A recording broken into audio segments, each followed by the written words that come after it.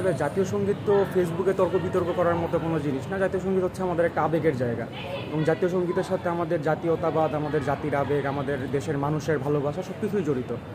তো আসলে জাতীয় সঙ্গীত মানে আমার ব্যক্তিগত মতামত যে এরকম হওয়া উচিত যে আমাদের দেশের মানুষের কথা বলতেছে বা আমাদের দেশের মানুষ মানে যেই জিনিসের পক্ষে স্ট্যান্ড করতেছে সেই জিনিসগুলো আমাদের জাতীয় সঙ্গীত বলবে, বা আমাদের দেশের যে ইতিহাস, আমাদের দেশের সংগ্রামের ইতিহাস থাকবে আমাদের জাতীয় সঙ্গীতে।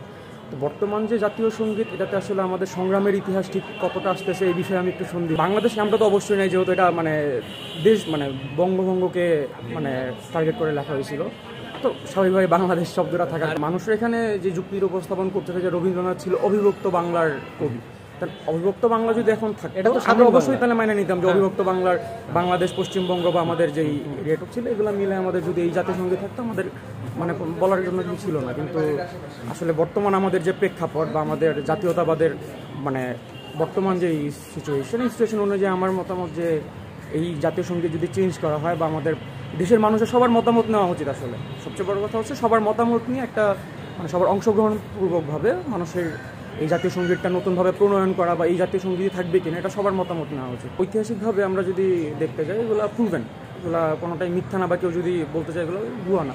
এই জিনিসগুলো আমাদের দেশের যারা এখন নীতি নির্ধারক আছেন বা আমরা সাধারণ জনগণ যারা আছে এদের সামনে আসা উচিত, এবং সাধারণ জনগণ যেটা ভালো মনে করবে, আমাদের দেশের মানুষ যেটা ভালো মনে করবে, আমাদের ছাত্ররা যেটা ভালো মনে করবে, আমার মনে হয় মানে সেই অনুযায়ী আগানো উচিত। এখানে আসলে কারো ব্যক্তি মতামত বা মানে কারো প্রতি ভালোবাসা কোনো এই জায়গাটা এখানে আসলে নাই।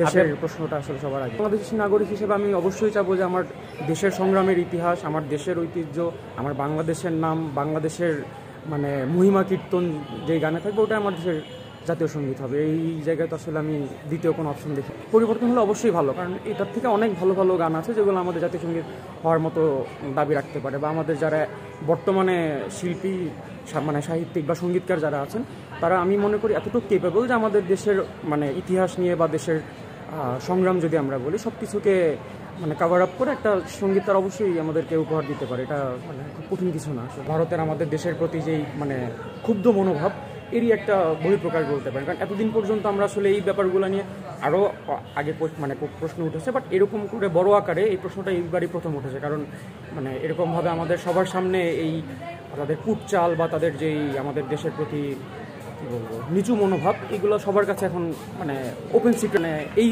অবস্থা দ্বারা আমি অস্বীকার করতে পারতেছি না যেটা তাদের প্রোপাগেন্ডা না, বা তারা এই জিনিসের জন্য আসলে সোচ্চার না। তারা অবশ্যই চাবে যে তাদের সংস্কৃতি দ্বারা বা তাদের গান দ্বারা আমাদের সংস্কৃতি ইনফ্লুয়েন্স থাকুক। এটা তারা প্রথম থেকেই করে আসে, স্বাধীনতার পর থেকেই তারা মানে এই শোষণগুলো আমাদের উপরে চালায় যাচ্ছে। ওনাদের পক্ষে বলতে যাই আমি বলতে পারি যে আমাদের মুক্তিযুদ্ধের সময় এই মানে জাতিসংগীত এখন আমাদের যেটা আছে আমার সোনার বাংলা, আমরা এটা ব্যবহার করেছি, বা আমাদের বিভিন্ন কালজয়ী যেসব চলচ্চিত্র, এই চলচ্চিত্রের মধ্যে এই গান ব্যবহার হয়েছে, আমাদের বিভিন্ন মানে দেশের অর্জনের মধ্যে আমরা এই গানটা ব্যবহার করি। তো এটা আসলে মানে গানের প্রতি মমত্ববোধ থেকে আসলে আমাদের এই আবেগটা আসে না, এই আবেগটা হচ্ছে আমাদের দেশের প্রতি আবেগ। কারণ এই গানের উপরে বেস করে যদি আমাদের দেশের প্রতি আবেগ আসে, এটা আসলে আমি মনে করি না এটা যুক্তিযুক্ত। দেশের প্রতি আবেগটা আসলে আপনার মানে জাতীয় সঙ্গীত যেটাই হোক, আপনার দেশের প্রতি ভালোবাসা, আপনার দেশের প্রতি মায়া মমতা সব কিছু মানে আসলে এটা চেঞ্জ করার মতো কোনো রাখে না।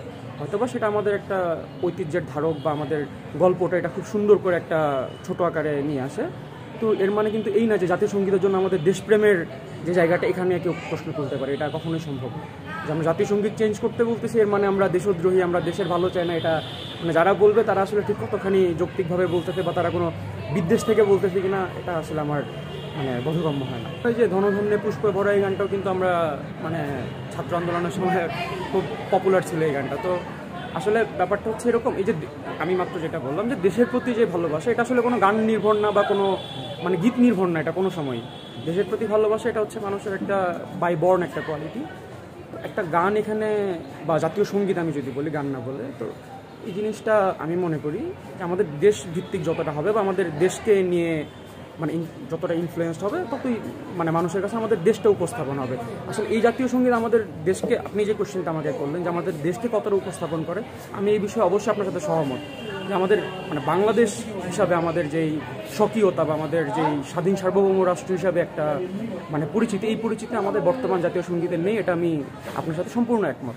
এটা যদি এখন মানে পরিবর্তন করে বা সংশোধন করে বা নতুন একটি জাতীয় সঙ্গীত এখানে আনা হয়, যেখানে আমাদের বাংলাদেশের মানে গৌরব প্রকাশ পাবে, আমাদের সংগ্রামের ইতিহাস প্রকাশ পাবে, এবং আমরা এই যে বিপ্লব ঘটিয়ে আমাদের স্বৈরাচার মুক্ত করলাম দেশকে, আমার মনে হয় এই মানে নতুন একটা গান রচনা হয়, এই জিনিসটা আমাদের আন্দোলনের মধ্যে থাকা মানে গানের সঙ্গীতের মধ্যে থাকা উচিত। এটা আমাদের মানে জাতির একটা অনেক বড় একটা অংশ। আমরা 15 বছরের ফ্যাসিবাদের পরে আমরা এই মানে বিপ্লব করে আমাদের দেশকে মুক্ত করেছি। তো অবশ্যই মানে আমি যদি চাই, আমি ব্যক্তিগতভাবে যাবো আমার জাতীয় সঙ্গীতে এই জিনিসটাও থাকুক। তো বর্তমান যে জাতীয় সঙ্গীত, এটাতে তো আসলে এই সুযোগটা আগে থেকেই ছিল না। যদি এখন এটা পরিবর্তন করা যায়, এটা অবশ্যই আমাদের জন্য আমি মনে করি ভালো হবে।